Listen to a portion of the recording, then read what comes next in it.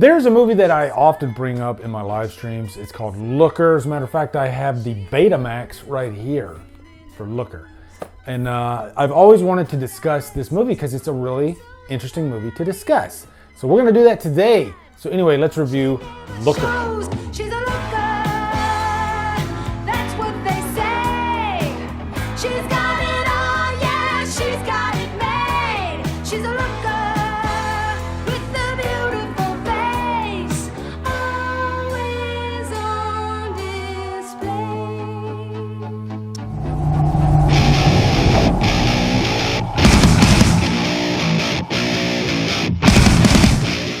Looker stars Albert Finney, Susan Day, and is directed by Michael Crichton. What's up, guys? Welcome to another classic thriller review called Looker. I recently did a live stream about PG-13 movies and can they be good, and especially in like the 70s and 80s, there were some PG movies that were not only good, but they pushed the envelope quite a bit. I mean, Jaws especially is a great example. There's plenty of blood in that movie, but concerning nudity, Looker is another example. This movie, I'd say there's two scenes, but they show like full frontal on one of them, and then the other scene they show everything, and it's a PG movie, and it's a thriller with some blood in it to boot. There's not much blood, but there's definitely some blood at the end. But even like the subject matter, I am shocked that this movie didn't get an R rating. I do television commercials. They want a certain look. You don't know what's going on. This is more than commercials. They're killing all the girls that are perfect. Hi, I'm Cindy. I'm the perfect female type, 18 to 25. What have you got me mixed up in? I have a right to know if somebody's trying to kill me.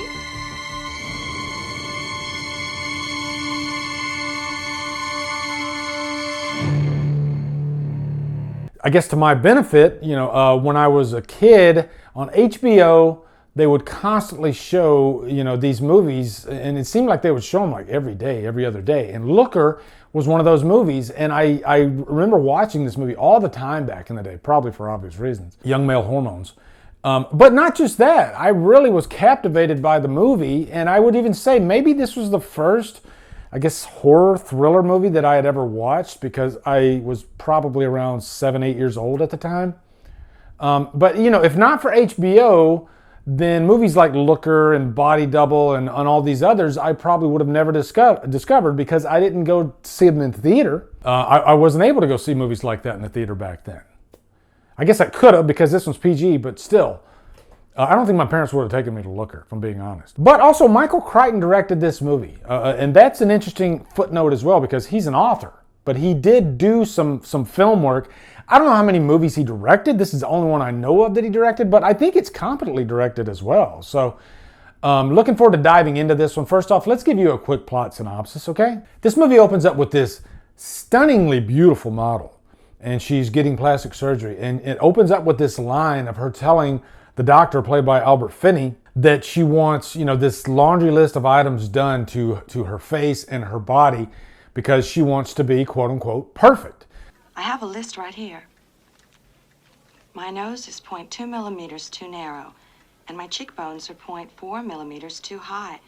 She's an actress. She's mostly doing like commercials. And Dr. Roberts, he's not a scumbag or anything. He's telling her, you're pretty much perfect as it is. You wouldn't even notice all these changes, So he's not really trying to take advantage of these women. He's caring and he's honest. So, he reluctantly does the job for her. And then in the next scene, she is stalked by this guy who uses this like phase gun on her to basically hypnotize her. Now in the movie, it's kind of like an invisibility gun. Like it hypnotizes her to where she can't see him. And so very much like the first Lethal Weapon, she approaches this window and she gets wrapped up in it and she falls out, lands on top of this car. There's been a lot of movies where you see a subject fall out of a window and on top of a car. It's usually a beautiful woman and it's always in slow motion. But this one might be the most memorable. And I'll even say this opening, I guarantee Lethal Weapon they took a note from it because it's very similar. But I think this one's even more impactful.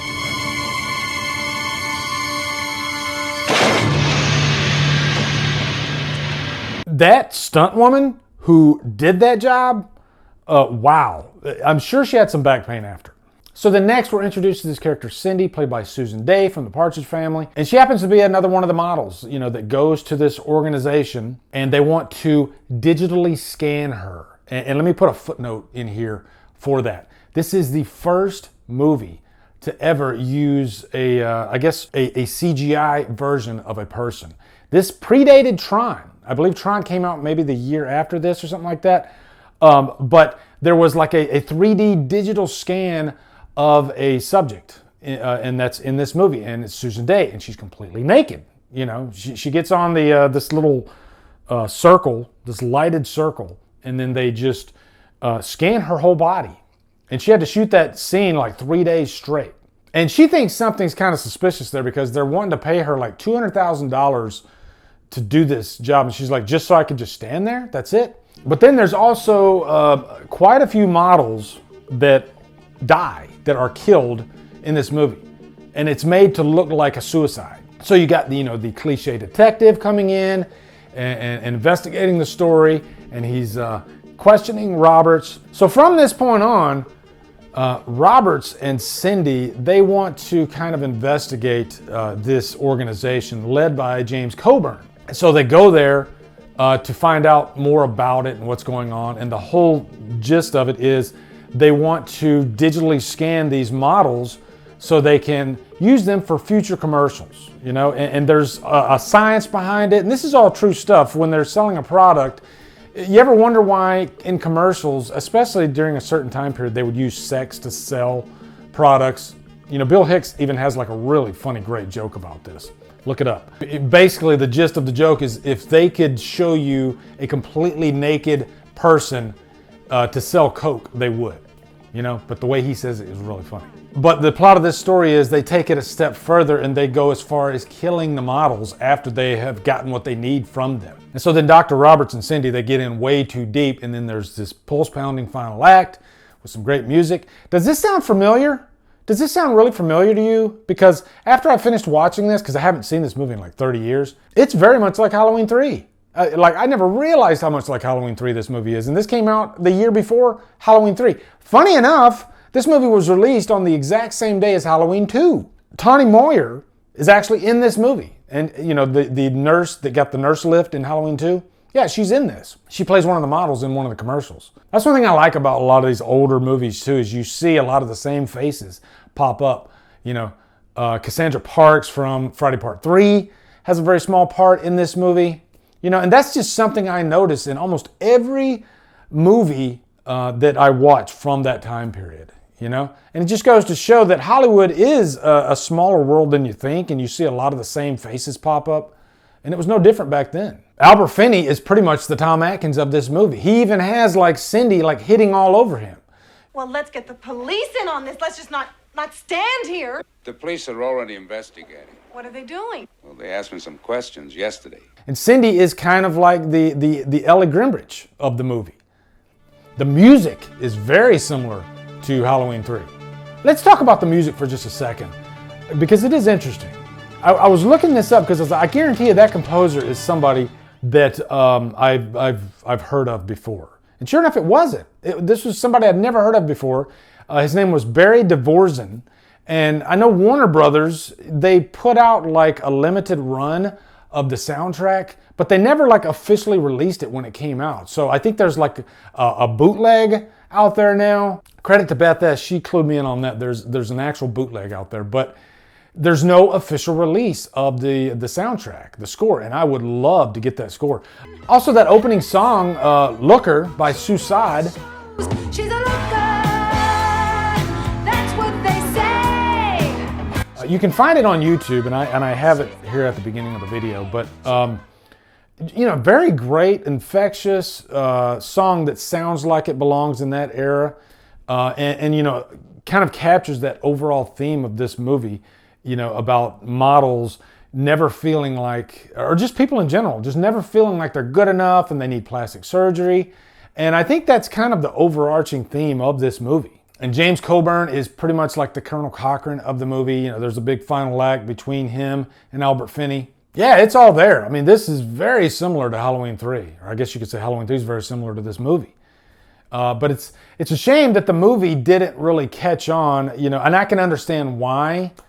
Because it's a PG movie that I think should have been R. I think they should have maybe amped up some of the deaths in it. I mean, there's plenty of nudity, but I really enjoyed Looker. I do think the first half of the movie is better than the second half, and that's a problem. But overall, I still think it's pretty gripping, and I just love this time period of cinema, the early 80s, and these deep cut movies. Like Silent Rage, shout out to Erica Bro. She just mentioned it on Killer Flicks. She watched my Silent Rage review that I did a couple years back. And I get this all the time. People will tag me and they'll say, hey, I just discovered this movie because of a review that you did.